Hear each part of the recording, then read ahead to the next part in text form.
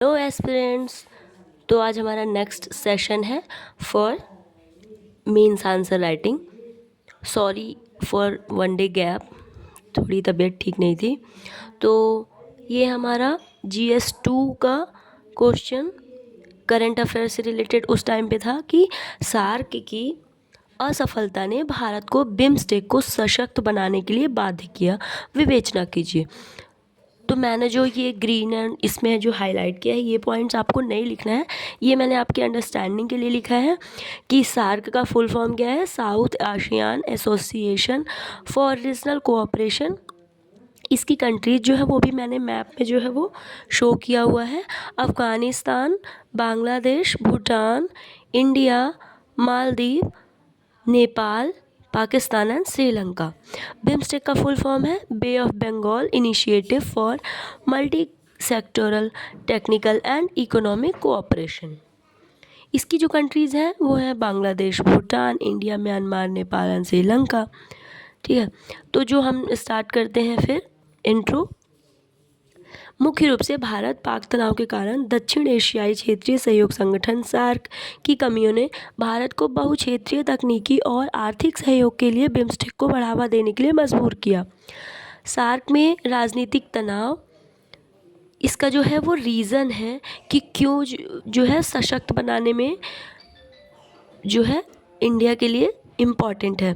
ऐतिहासिक तनाव विशेष रूप से भारत और पाकिस्तान के बीच कश्मीर संघर्ष सार्क के भीतर प्रभावी सहयोग में लगातार बाधा रहा है।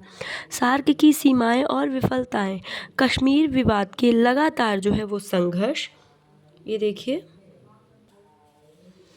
और मुद्दे को संबोधित करने में असमर्थता ने सार्क की प्रभावशीलता में बाधा उत्पन्न की और अंततः अप्रभाविता का कारण बना। बिम्स्टेक में परिवर्तन, सार्क की विफलताओं ने भारत को सार्क की सीमाओं से परे क्षेत्रीय सहयोग का विस्तार करते हुए बिम्स्टेक को मजबूत करने के लिए प्रेरित किया। क्षेत्रीय कनेक्टिविटी को बढ़ावा या बढ़ाना। बिम्स्टेक के व्यापक भौगोलिक दायरे का उद्देश्य बेहतर क्षेत्रीय कनेक्टिविटी, व्यापार, सुरक्षा सहयोग को बढ़ावा देना, सार्क की भू राजनीतिक चुनौतियों द्वारा लगाई गई सीमाओं पर काबू पाना और अधिक गतिशील और सहकारी क्षेत्रीय ढांचे को आगे बढ़ाना है। तो इसने पूछा था कि क्यों इम्पॉर्टेंट है, तो ये हमने रीजंस दे दिए। अब मैं ये नहीं कहती कि टू द पॉइंट आपको यही चीज़ें लिखनी है। अब क्योंकि ये जो सार्क हो गया, बिम्स्टेक हो गया, आसियान कंट्रीज़ हो गया, हमारा G20 समिट्स हो गए, या फिर क्वाड ग्रुप हो गया, इनसे रिलेटेड कुछ भी करंट अफेयर्स में आता है तो आप जनरली ये बेसिक्स चीज़ें यूज़ कर सकते हैं और उनको कनेक्ट कर सकते हैं। अदरवाइज़ आप आंसर राइटिंग को एक इस बेस को लेके और अच्छे से अगर इनोवेट कर सकते हैं तो ऐसी कोशिश आप कर सकते हैं। काफ़ी आंसर राइटिंग जो है अच्छा हो जाएगा, इनोवेटिव होगा, और जो हमारे एग्जामिनर हैं उनको मार्क्स देने के लिए थोड़ा फोर्स करेगा, है ना। और जनरली मैं जो भी चीज़ें बता रही हूँ मैंने अपने अकॉर्डिंग बताया है, बाकी आपको जो भी इसमें चेंजेस करना है वो आप कर सकते हैं। हमारा जो सेकंड क्वेश्चन है वो GS पेपर 2 का ही है, 200 वर्ड्स में है और 12 मार्क्स का है। वर्तमान में भारत पाक संबंध एक छलावा है, उन अंतर्निहित समस्याओं को स्पष्ट कीजिए जो भारत पाक संबंधों में बार बार कटुता उत्पन्न करती है। अब जैसा कि ये कोई किसी के लिए भी टॉपिक नया नहीं है, आए दिन आप जनरली हर साल सुनते होंगे कि आतंकवादी टेररिस्ट अटैक्स हुए हैं इंडिया में, और जबकि अगर हमारे आसपास के नेबर जो है शांत होंगे तो हमारी जो जो हम पावर है जो हमारी वो स्ट्रांग होगी। बट जो आसपास की कंट्रीज़ होती हैं लाइक चाइना और पाकिस्तान, ये चाहते हैं कि अस्थिरता भारत में बनी रहे ताकि ये अपने विकास को करने में सक्षम ना हो। तो कहीं ना कहीं इनका एक ये भी टारगेट होता है ना। तो ये जो छलावा है दिखाने का, उससे रिलेटेड क्वेश्चंस हैं। तो इसने पूछा है कि पाक संबंधों में बार बार जो कटुता के रीजंस हैं वो क्या हैं। हम कुछ लास्ट में समाधान भी बताएंगे। तो मैंने बताया कि भारत पाक संबंध स्वतंत्रता से ही एक छलावा है। जैसा कि सबको पता है कि इंडिया से वो डिवाइड हुआ था, तो शुरू से ही उसने जो है परेशान किया है और संबंध को अच्छे बेहतर होने नहीं दिए हैं।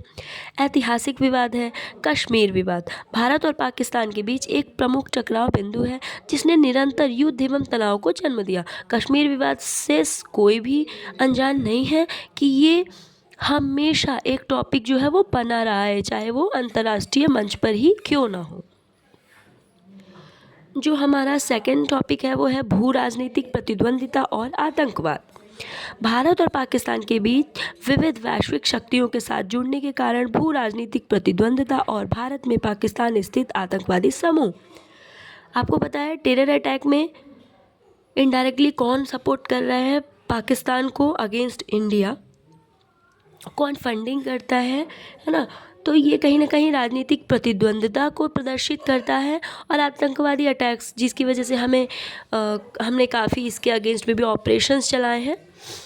स्थानीय राजनीतिक गुट राजनीतिक लाभ के लिए राष्ट्रवाद और धार्मिक मतभेदों का उपयोग करके शत्रुता का फ़ायदा उठाते हैं। राजनीतिक गुट आप देखते होंगे जनरली इलेक्शन टाइम या फिर कोई भी ऑपरेशन होता है उसमें भी जो हमारे अपोजिशन पार्टी होती है वो क्वेश्चन करते हैं, जबकि उस टाइम पे हमें सपोर्ट करना चाहिए, हमें सॉल्यूशंस देना चाहिए, है ना।